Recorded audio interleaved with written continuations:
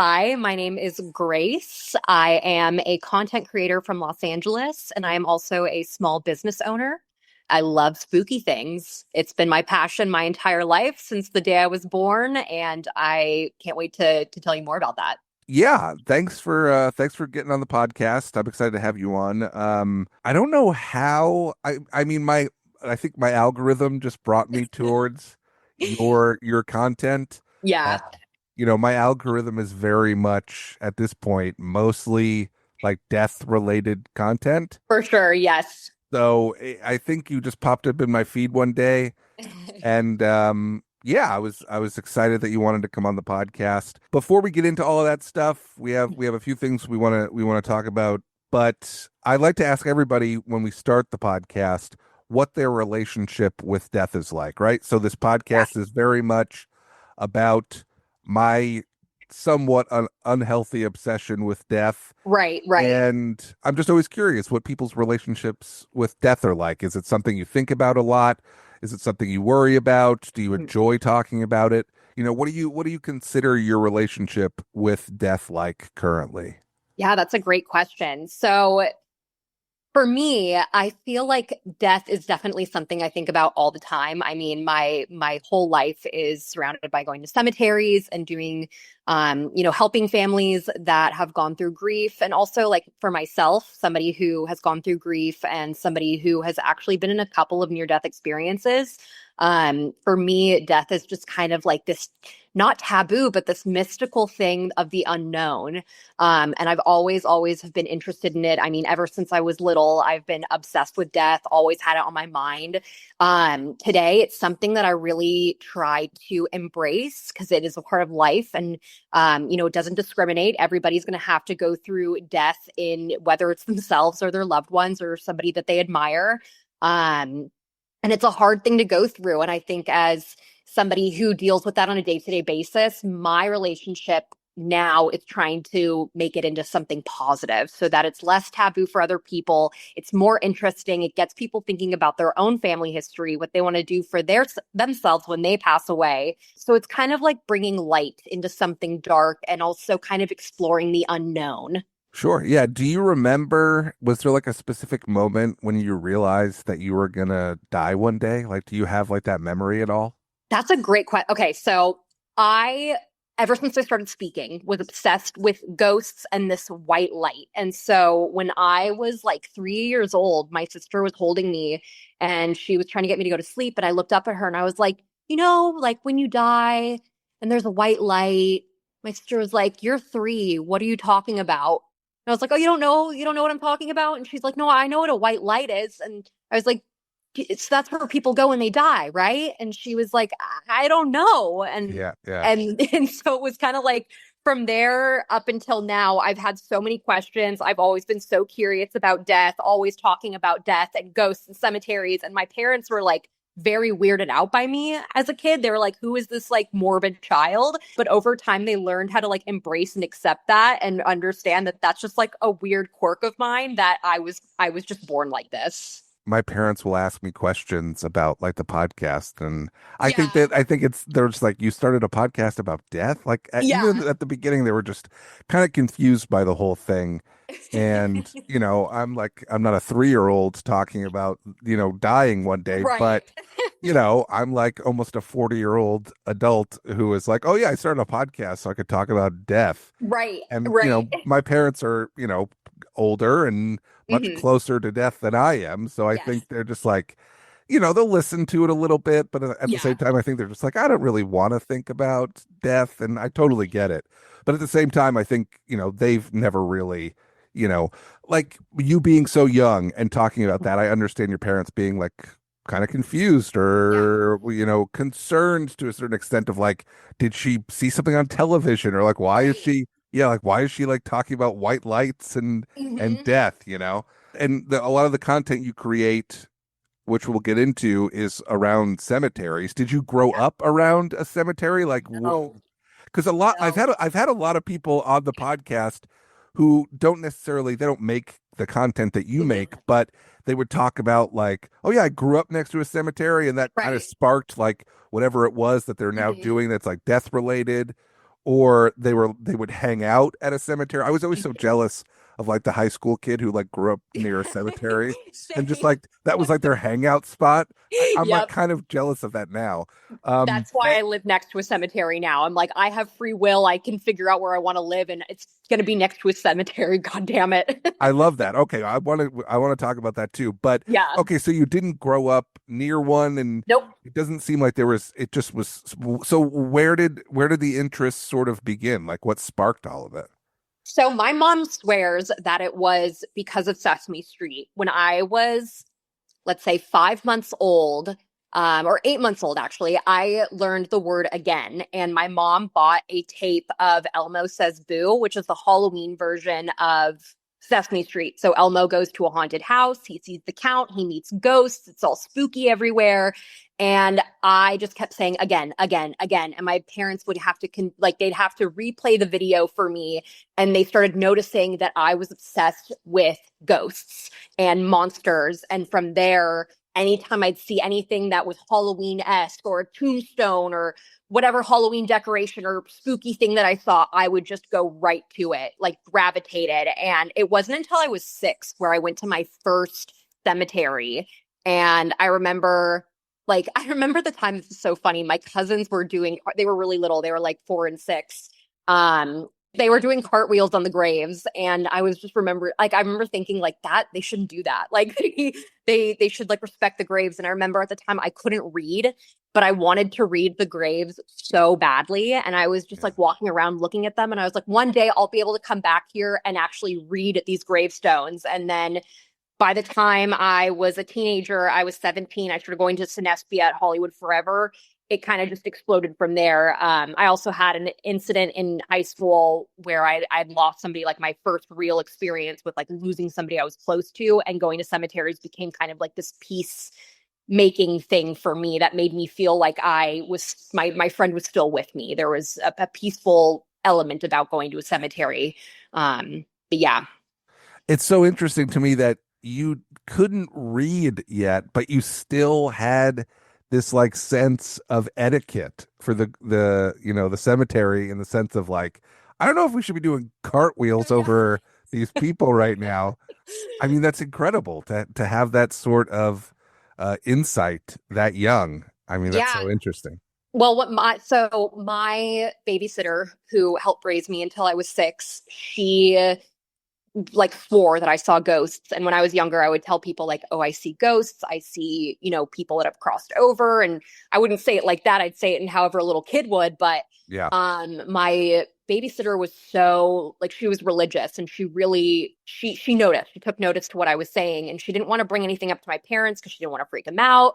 She didn't know how they felt religiously. And so in 2020, I actually met up with her, and one of the first things she asked me was, "Do you still have your gift? Can you still see the other side?" And I was with my friend at the time. She came with me, and my friend's jaw dropped the ground because she's like, "Grace, you're psychic." I mean, they did it like they did a whole mediumship, what's it called, article on me in college. And so my friend, she always has known me as this like spooky girl. And when my babysitter said that, my old babysitter said that to me, she was like, "Okay, that's like all the confirmation I need to know that you've been at this your entire life." Like I've always Yeah. felt very spiritually connected.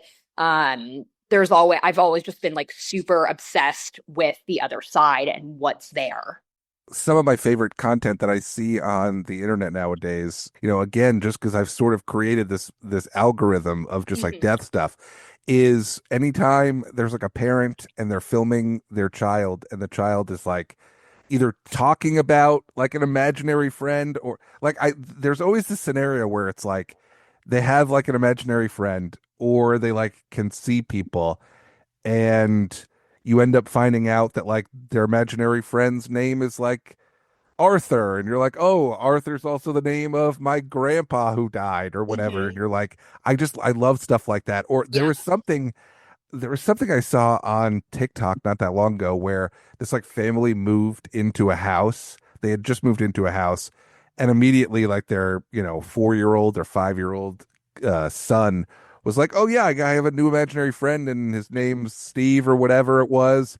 And then they end up like talking to the neighbors like a few weeks later, and they're like, "Oh yeah, Steve and his wife lived there for 60 years, and Steve died in, that house and whatever. And I just Yep. love that stuff. Yep. And I feel like I mean, look, as kids obviously have imaginations that run wild. I think that that's a part of it, but sometimes it's like way too specific to ignore or to like Yeah. write it off as like a coincidence, you know? Yeah. And as somebody who is like one of those kids, like it was totally real. Like Yeah. you have to experience it for yourself. And I watch all these reincarnation shows where like this kid is like, I know who murdered me in my past life. And, Yeah. the murderer is convicted. And it's these Yeah. crazy stories. And it's like, for me, it makes me think about how, people that are very young are still very close to that veil, that spiritual veil where they're really new to life and therefore they're still very connected to the other side.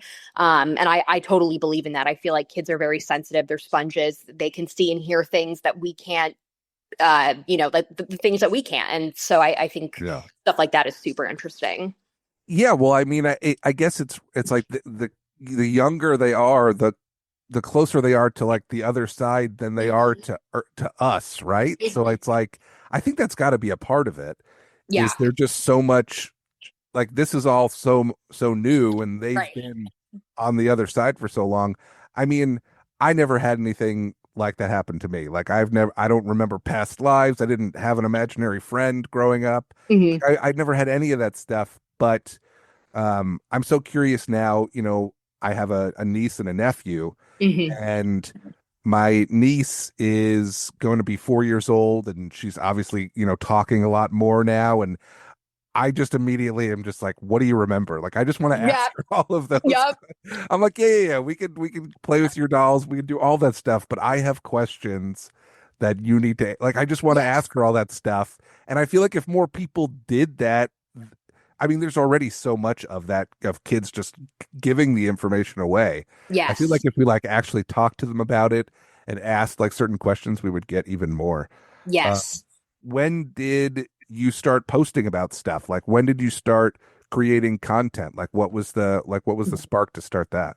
This is a really funny story. You're going to like this one. So, I had no intentions of being a content creator. This was not my career path. I wanted to work in cannabis. Everything I was doing was to work towards being in the cannabis industry. Went to school for marketing.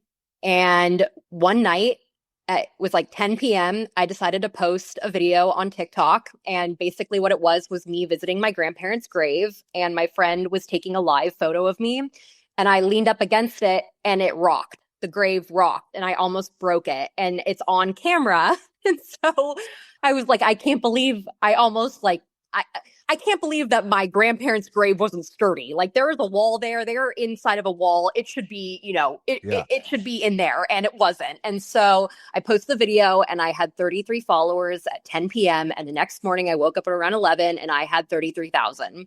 And I was like, what the hell? And I couldn't believe it. I was like, Yeah. it's just it's a very short video. And then people were like, oh my God, this is crazy. And I've been going to cemeteries for years and years and years. And I was like, maybe they want to see more of my cemetery content because I have more crazy videos other than me, almost toppling over my grandparents' grave.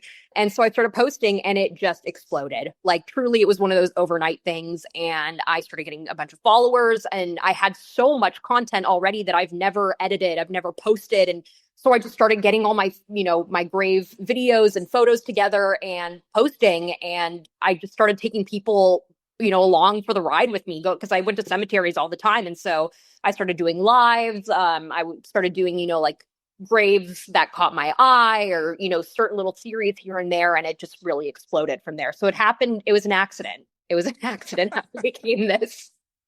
That kind of seems fitting to like the rest of it, right? Because it's Right. like everything just it's like all of these things were sort of meant to happen, and they just Yep. like they just kind of what's like sort of the thought process behind it? Like you sort of get like pushed into this world of being excuse me, a content creator, and Hmm. it's a very specific type of content creator where it's like so what sort of like was the plan once you sort of realized that like this was a thing that you could do? Like Yeah. how do you come up with like graveyard like cemetery Hmm. content? Like what does that look like? For sure. Yeah, no. So in the beginning, I noticed that a lot of my videos that I felt were a little bit more controversial were the ones that were doing really well, but that didn't feel true to me. Like there was a video that I had made where, and I feel bad about it now looking back on it, but I went to a cemetery and the grounds were not kept well. It was very uneven. There was a lot of holes in the ground. You could see like deep inside of the holes, and I put my phone in there and I was like, this doesn't feel right. Like this isn't the cemetery etiquette that like I know that I should be doing, despite these. I feel like I'm being pushed in this direction that I don't want to be pushed in. So I kind of rebranded and I was like, okay, what are my values in life? Like helping people is the biggest thing for me. If I'm helping people, I feel good about myself and I feel, and it doesn't even make me like, it doesn't even matter that I feel good about myself. What matters to me is that somebody else is happy and I help them. And so I really had to think for a moment, and that turned into people commenting at my like I'd post a video at a certain cemetery and people would say, oh, my loved one's buried there, and I'd be like, oh, could I go visit them and I can make a video for you? And they'd be like, sure, that would be awesome. And so they'd let me know, their loved one's name and tell me things that their loved one liked, and I'd go to the store and grab a couple of things to decorate their grave with and go and make a video. So I knew at that point that I didn't care about going viral as long as what I was doing was respectful and I felt good about it and I felt like I was helping others. That kind of turned into connecting with my fans and connecting with so many people that were going through really hard grieving processes. And as myself, who's been through really hard grieving processes, I was like, okay, this is where I'm going to shine, is helping these people, making videos for these people, and also showing people those who have lived hundreds of years ago that would have been forgotten otherwise. A lot of the graves that I post on my channel are graves that are over 100 years old, graves that haven't been visited in God knows how long. And I want those people to be remembered. My friend who passed away, that was like the big death in my life. But right before he died, he was like, I am so worried of being forgotten. Like my biggest fear in life is that I'm going to die and that's it. And I didn't know he was going to die back then. And then once he did pass away, I just was like, I'm never going to forget. I'm going to make sure that nobody ever forgets him, first of all, and that anybody who's ever been forgotten is no longer, and that I can somehow bring them back to the forefront, bring them back to life, and allow people to meet others, even if they're not alive. You can still meet somebody and get to know them, even if they're no longer here with us physically. And I think that's like a beautiful thing that I'd like to foster. Obviously, creating content in cemeteries is there's just all of these people, Mhm. and it's like, how do you choose who to focus on, and how do you get like consent to post obviously these different videos? And it seems like a lot of the time it's people reaching out to you at this Yeah. point and asking for you to make the content, which I think is great, because Yeah. that would be, that was like sort of the first thing I thought about was like, oh, well, this is great. This is, it's a great idea. It's a great way to create, content in cemeteries, and to focus on certain people, and whatever. But that was, again, yeah, like a big thought of mine was like, oh, well, it must be so much work getting in contact with all of these people. I have a friend who is publishing a cookbook. It's a graveyard ahead, like Oh, yes. Yes, I yeah, follow her. Rosie Grant. Yeah, Yes. she's putting out this book, and she was on the podcast talking about it maybe like last month or something. Mhm. And the process that she went through to, get full consent from all these families. I Yeah. mean, some of it took like over a year just to get like one family to like sign a release and like approve Yeah. exactly what was going to be talked about in the book. Yeah. Not just, obviously, she does a lot more than just the recipe. It's the Yeah. recipe, and then it's also a full story about the person Mhm. that created this recipe. And she would send a version of that chapter to the family, and sometimes they would, it would take them a year just to get Yeah. back to her and be like, okay, this is how this is good, or this isn't good, you got to fix this, whatever. Yeah. So, obviously writing a book is much different than just posting content online. Yeah. She had a lot more time to sort of get everything figured out. But what is, I mean, it seems like your process is just really having people reach out to you. And then is there any sort of process for yourself, like how you decide who you want to focus on, or are you just making content for anybody that asks? Like, how does that work? That's a good question too. So a lot of the times this is where I use my gift. It's a grave that I connect with. So I will see a grave and a Got it. portrait and I immediately feel a connection. I take a moment to honor that person. A lot of the times I'll stand there and I'll look up the person, read their obituary. And it's just kind of like this feeling I get where I'm like, I feel like this person, despite them not giving me their actual consent, I have a feeling that they want their story to be shown. And I've been doing the grave portrait thing now for a couple of years, and I haven't had one issue with any family members. I've actually had the complete opposite. I've been able to connect with so many families who've been like, hey, I saw that you posted my aunt. That felt like a sign from her. Would you like to, come to the cemetery, meet up with the family? Thank you so much for like, sharing their story. And of course, like I do worry about in the future somebody being like, "That's my family member. Please take them off." If that ever happens, obviously the video will be deleted immediately. I never Yeah. want to have to do that to anybody and make them grieve, like make their grieving process harder.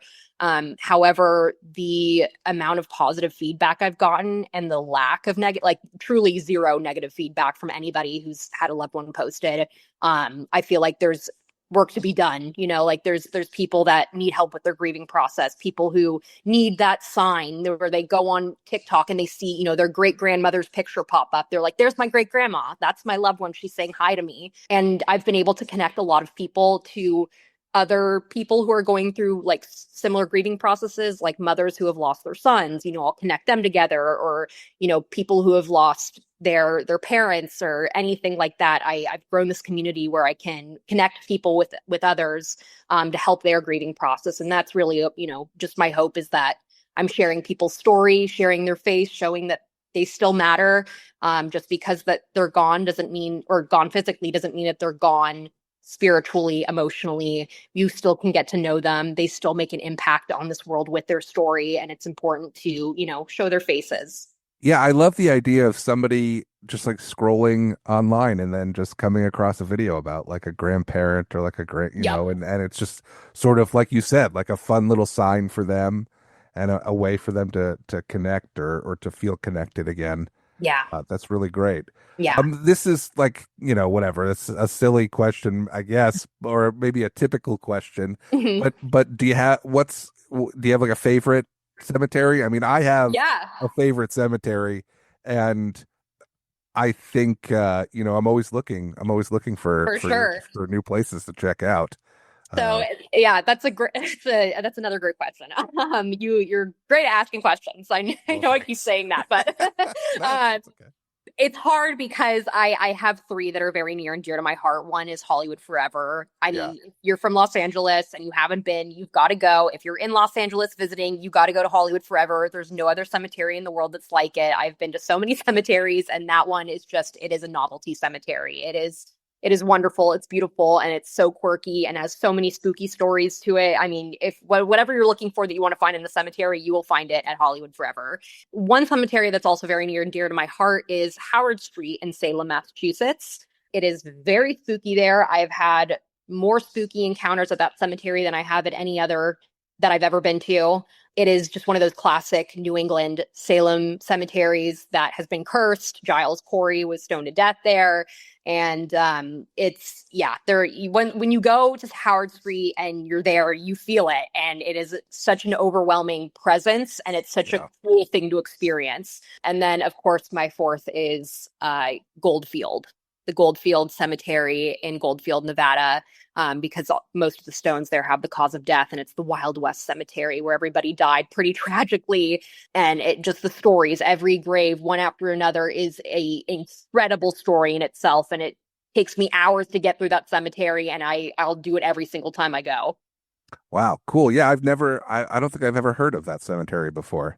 Oh, definitely look it up. Goldfield and Old Tonopah. They're two old Wild West cemeteries, and pretty much all the graves have the cause of death and their story on them. Really? Hmm. That's super cool. What's like, is there like an end goal, or is there like what's like the next step? You're creating all this great content.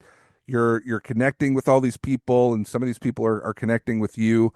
I know you have an online store. You mentioned that. I don't know too much about that.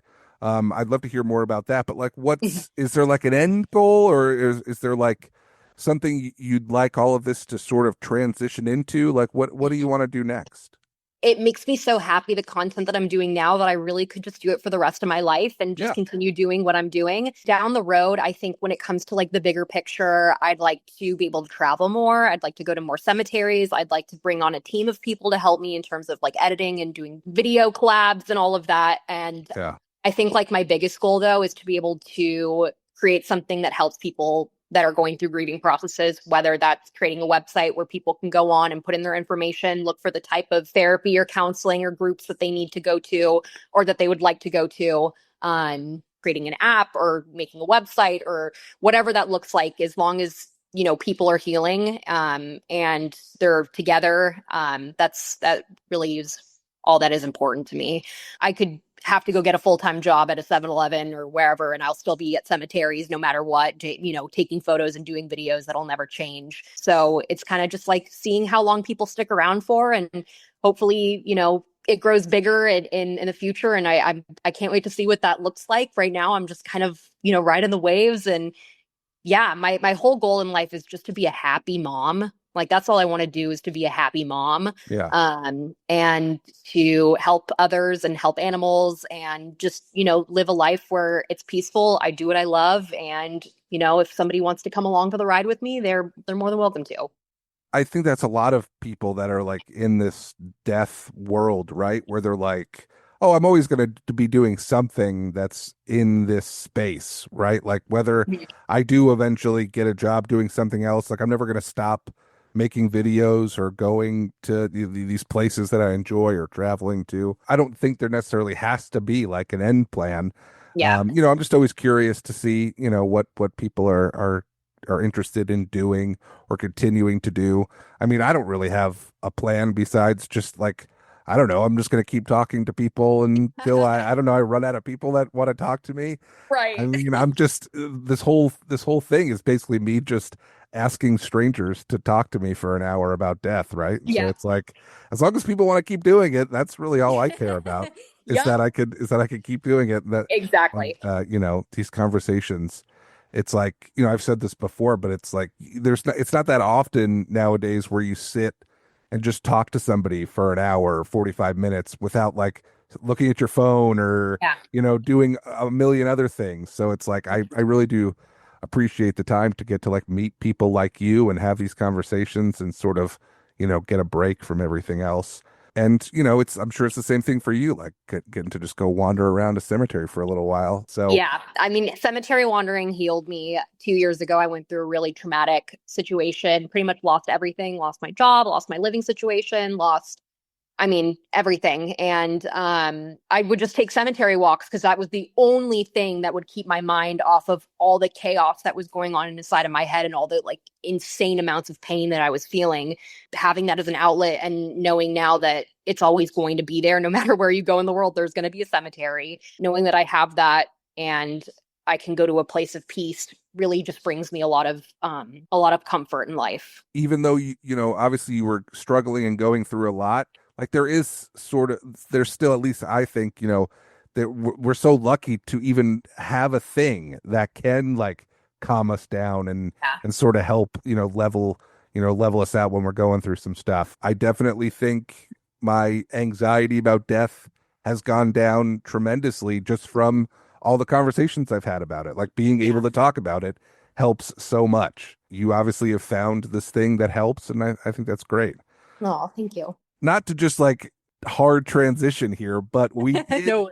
we talked a little bit over email before the interview, and I asked you obviously if there was anything specific you thought that we should talk about. And you did mention Yes. the story about your grandpa and him passing away. And, it's not that often that someone's like, "Oh, I have this hilarious story about my grandpa dying." Yes.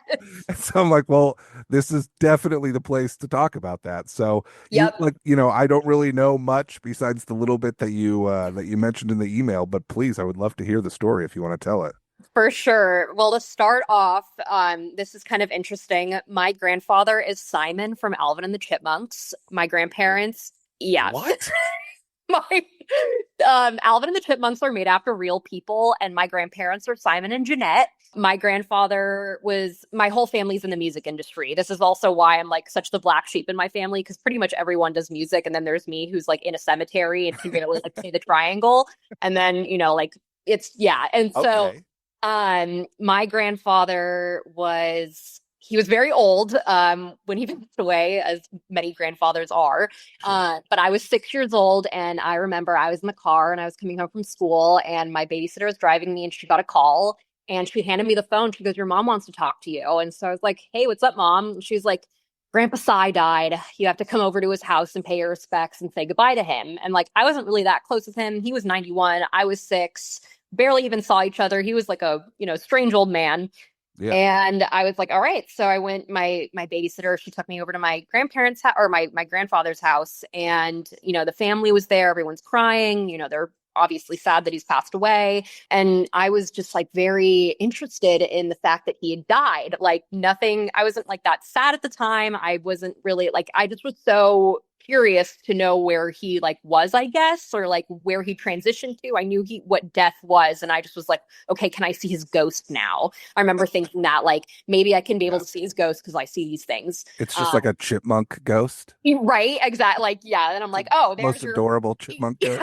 I'm like, there's your final form. You as a chipmunk. So what happened was they called the the mortuary to come pick up the body. Yeah. They got to my grandfather's house, and my grandfather lived in a condo in Beverly Hills, and they couldn't get the gurney up the stairs. So they decided that they were going to carry him. But they didn't realize that my grandfather was like over 300 pounds. And so it was these two women, and I remember exactly what they looked like. This one woman, she had like it went to her shoulders. It looked like cartoon hair, and it was blonde. And I'm trying to think of the cartoon. She like looked like she had Barbie's hair from Toy Story. If you've seen Toy Story, like Sure. obviously the Pixar, then you've seen Barbie, and her hair looked like that. Like it was almost plastic. And then the other woman that was with her had long, beautiful, like purple braids and really, really long fingernails. And I was immediately obsessed with her. I was like, oh my God. And it's funny too, because now you can't really see it, but I have purple hair, and I've always thought about this woman and like her long nails and how fabulous she was. And so they were like, oh shit, like how are we going to take this 300-pound man out of this condo when it's just us, like two women? And everybody like moved to another part of the room because they didn't want to like see what was going to happen, but I wanted to see what was going to happen. Sure. And so they decided that they were going to roll him up in his sheets, and one girl would be on one end and the other girl would be on the other, and they would kind of like it was like a hammock, like they both had each side. And so I remember asking if they needed help, and they were like, no, like, why is the 6-year-old asking if we need help? This is crazy. And they're like, no, like somebody take her. And I was insistent on being with them. And so they were struggling to carry my grandfather, and they got to the stairs, and one of the women said, "You got him?" And she goes, "Yeah, no." And then boom, they drop him, and he goes flying down the stairs. Oh my gosh. He hits the like where like where there's a flat spot. Sure. And his arm rolls out of the sheets, and I'm standing there. My mom comes running over. She covers my eyes. She takes me away, and I was just like, this is amazing. Like the best day of your life. I was like, this is the coolest thing I've ever experienced. And like, my family was just like, everybody's horrified. They hear this 300-pound man fall down the stairs. They're crying, and I'm at the top of the stairs, and I'm like, wow. And they're like, get the kid away. And so they try to distract me. And so my sister goes, okay, well, your grandfather said that you can have whatever you want in his apartment after he passes away, and obviously now's the time, so you get to choose what you want. What would you like, Grace? And I was like, I want the bed he died in. And everybody was like, okay, time to take her out. And so I got the next best thing. I got the picture above the bed he died in, and I hung that up in my room. What was the picture of? It's literally like a painting of one flower in a vase. Like it was so ugly, but all I cared about was that. You just wanted something near the dead body. Yeah. Yep. Then his funeral came around, and at his funeral, this is where my little cousins were doing cartwheels on the graves, and I was like, I don't know if you should be doing that, but everybody had made their speeches. It was a huge funeral. The mayor of LA was there. And they said, does anybody else want to speak? And little 6-year-old me got up and I said, I need to say something. And I went up to his casket and I had my American Girl doll with me. And I like patted his casket and I went, you were a great grandfather, despite barely knowing him. And then my other grandfather was in the crowd and I turned and looked at him and I said, sorry, other grandpa, you're also really great. And then I like said a couple of things and then I went back to my seat and everybody was just like floored. They were like, what is this 6-year-old doing? And I think that Yeah, the story confidence is crazy. I think that story just kind of like encompasses like everything that has to do with death and me. Like it makes everything make sense. Yeah, I mean, obviously we covered this in the beginning where it seemed like this curiosity and this like world of death started before this. If you Yes. hear this story, you would just assume, oh, well, this is why you're Yep. going to cemeteries and you're hanging out is because of this situation. But it's like, it seems like this just maybe reinforced everything else that was already happening. It's funny that you say that because people will hear that story and they're like, oh, now I know why you're goth or why you like cemeteries. And if my mom hears that, she goes, no, it's because of Sesame Street. Yeah. Yeah, it was Because she's Elmo's 8 months fault. old. Yeah, it's Elmo. It's It's Elmo's fault. Elmo and Simon that from the Alvin and the Chipmunks. It's a bunch of puppets' faults, Yeah, basically. Yeah. yeah, all of them. And Puppets and stuffed animals. It's all their fault. well, it's funny. My brother, I'm pretty sure I could be wrong, but I'm almost positive he did the drums for Animal the Muppet, like the background or like the drums. Really? Yeah. Yeah. So I'm like, we got a Muppet, we got a chipmunk, and now we've like, what else is there? So I had no idea the chipmunks were based off of people. Why your grandpa? Like, what did he do that they based a chipmunk off of him? Yeah. So when my grandfather was 5 years old, he picked up a violin and started playing it like he had known it for years.